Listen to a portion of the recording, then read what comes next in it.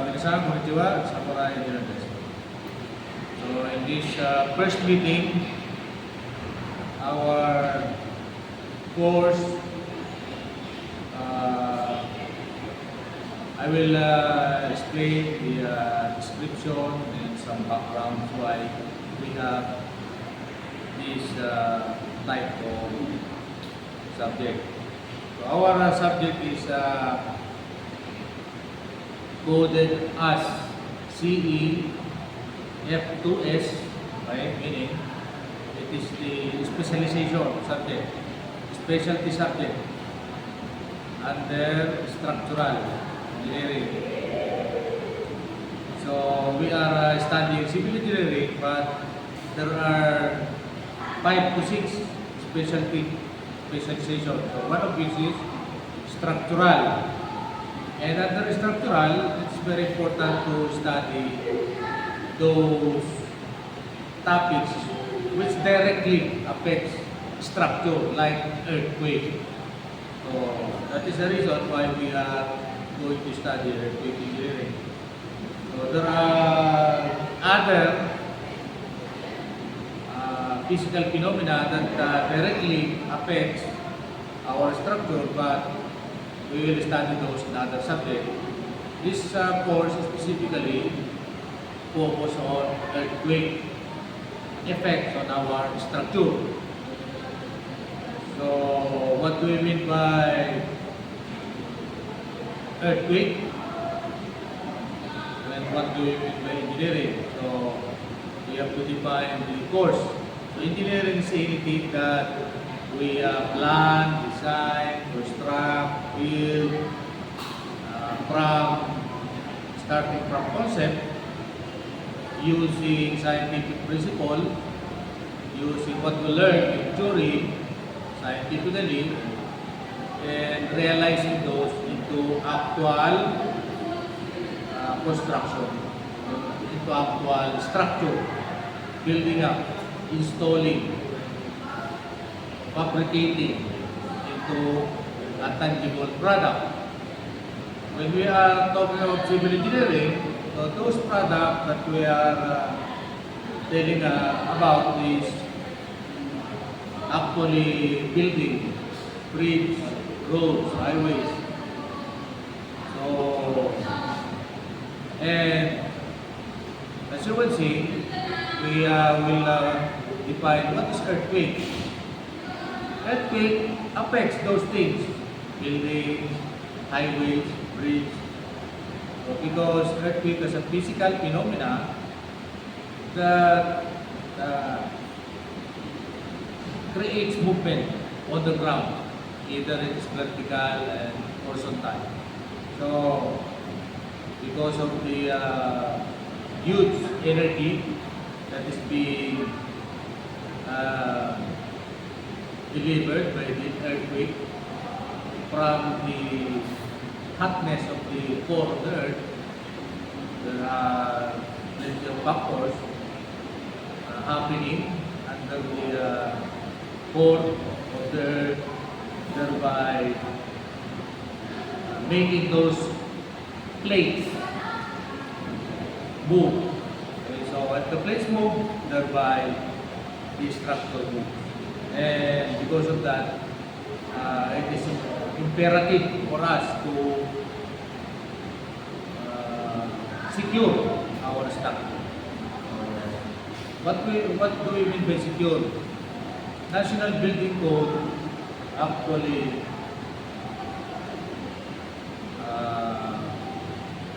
focus on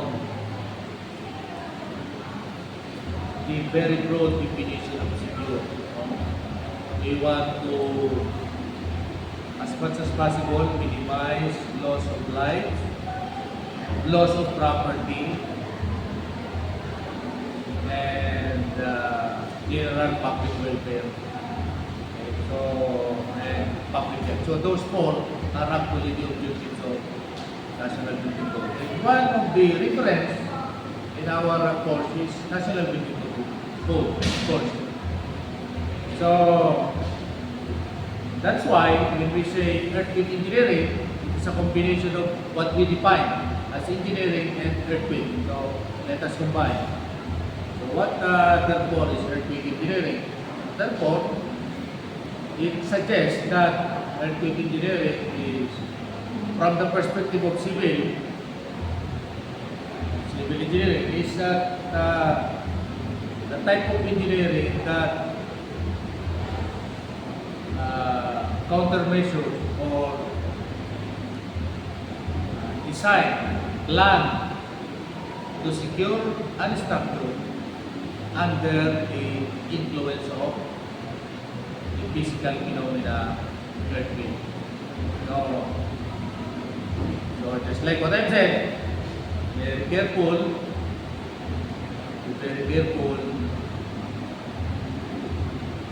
in the word secure, because the objectives of building code is just to minimize loss of life, property, public welfare, and public health. And when we say it like that, it doesn't mean that when we use the planning and design of structure, it doesn't mean that the structure will not collapse. Okay? That is what really mean by secure. It doesn't mean that the structure will not collapse. It doesn't mean that the structure will be safe, 100%. To some degree, it will be safe. To some degree, it will be safe, but it doesn't mean we are not dealing with the loss of life. There might be loss of life, there might be loss of property, there might be effect on public health and public welfare, but that is the best we will do. That is what we are saying about the word secure. That is the best that we will do.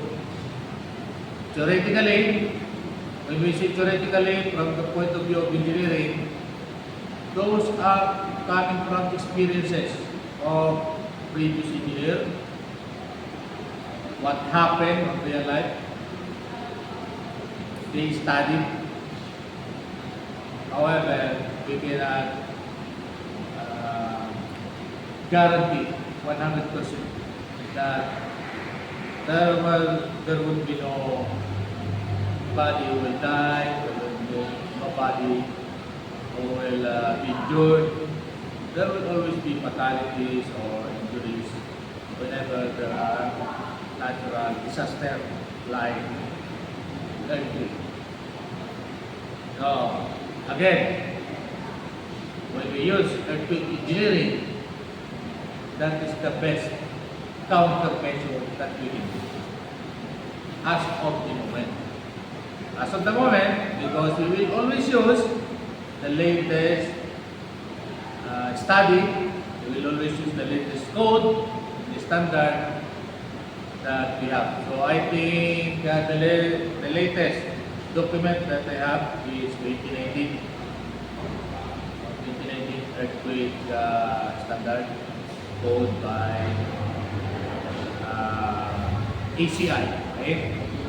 So this course now is actually a 3-hour lecture course per week. We'll meet in this room, basement 05, per week, around 7:30 to 10:30.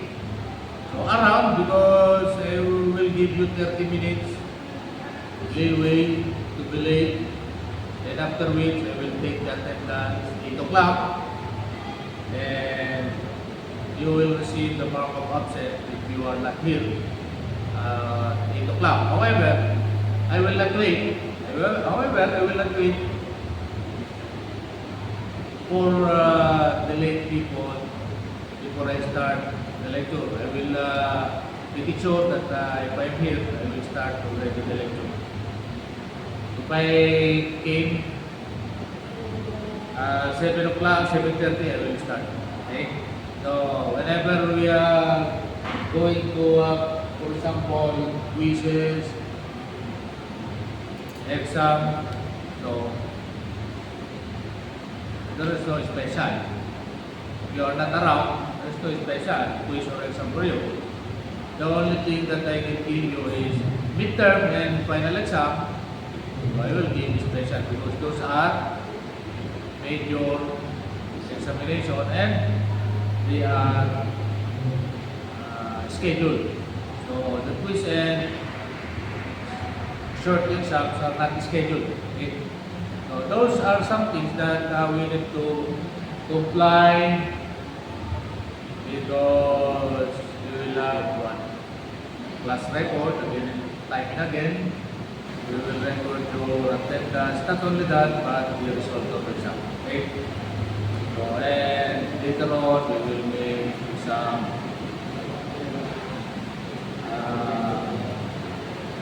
other activities that may help us learn the topic. Generally, the main thing in the evaluation of the subject is, of course, according to your professor, which is going to handle this for several years now. I started handling this subject 3-4 years ago, up to now. So, I'm a professor, and now our references are National Building Code of the Philippines for the standard, local standard, ECI earthquake code. I have a copy. I think I will already printed that. Some of the students was able to submit the document already, so we have the copy. And the main theoretical reference is the 2016 textbook by James K. White, 7th edition, titled Reinforced Concrete Mechanics and Design. So why we are going to use this? Because there are only 3 main materials for civil engineering structure: concrete, steel, and timber. And among these 3, concrete is the we can say the weakest material that we can use against earthquake. Okay? Timber is a very good material against earthquake. More so with steel. Steel is the best material against earthquake. But concrete is not. Because we already learned in your previous major subjects that concrete doesn't have immense capability to resist tension or tensile load. So that's the reason why concrete doesn't stand a chance against earthquake. So let us go now with the selected topics. We will just pick out the topics from the book because that book actually we used already in other subjects like principle and design of reinforced and pre-stressed concrete. So we will start this course with chapter 7 on that book. So chapter 7 is our first major topic, which is titled torsion. Okay? We will include the torsion in the design. So recall that on our major subject, we have what? Bearing, we have shear, we have flexion, design. So we will start with torsion. We will incorporate torsion in the design. Then next,